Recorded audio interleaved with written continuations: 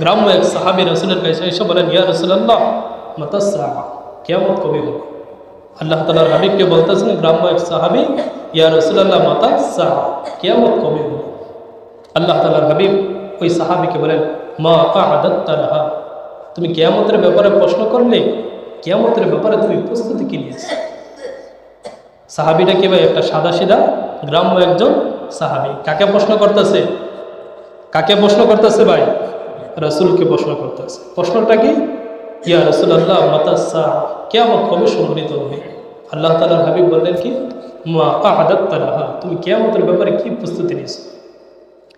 তখন ওই ব্যক্তি বলতেছে, ইয়া রাসূলুল্লাহ মা আ'দাত্তু লাহা, কিয়ামতের ব্যাপারে আমার কোনো প্রস্তুতি নেই, কিয়ামতের ব্যাপারে আমার কোনো প্রস্তুতি নাই, তবে হুব্বুল্লাহি ওয়া রাসূলিহি, আমার মধ্যে আল্লাহ এবং তার রাসূলের ভালোবাসা আছে। সুবহানাল্লাহ, আমার মধ্যে আল্লাহ এবং তার রাসূলের ভালোবাসা আছে। রাসূল করিম সাল্লাল্লাহু আলাইহি ওয়াসাল্লাম ওই গ্রাম্য সাহাবীর কথা শুনে উত্তর কি দিলেন জানেন ভাই?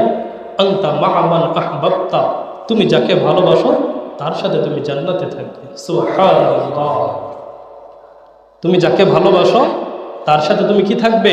জান্নাতে থাকবে। আমার আপনার ভালোবাসা কার প্রতি? আমার আপনার ভালোবাসাটা কার প্রতি? গ্রাম্য সাহাবী রাসূলকে এসে বললেন, ইয়া রাসূলুল্লাহ কিয়ামত কবে হবে? রাসূল বললেন, কিয়ামতের তুমি প্রস্তুতি কি নিয়েছো? সে উত্তর দিল, কিয়ামতের আমার কোনো প্রস্তুতি নাই। এক হাদিসের মধ্যে আছে, আমার নামাজও নাই, আমার রোজাও নাই, আমার কোনো আমলও নাই, তবে একটাই আমল আছে, তবে আমি আল্লাহ তাআলার হাবিব এবং আল্লাহ তাআলাকে ভালোবাসি। ইয়া রাসূলুল্লাহ হুব্বুল্লাহি ওয়া রাসূলিহি, আল্লাহ এবং তার রাসূলের মহব্বত আমার অন্তরের মধ্যে রয়েছে। রাসূল করিম সাল্লাল্লাহু আলাইহি ওয়াসাল্লাম ওই সাহাবীর উত্তরে বললেন, আনতা মা'a মান আহবাবতা, তুমি যাকে ভালোবাসো তার সাথে তুমি জান্নাতে থাকবে।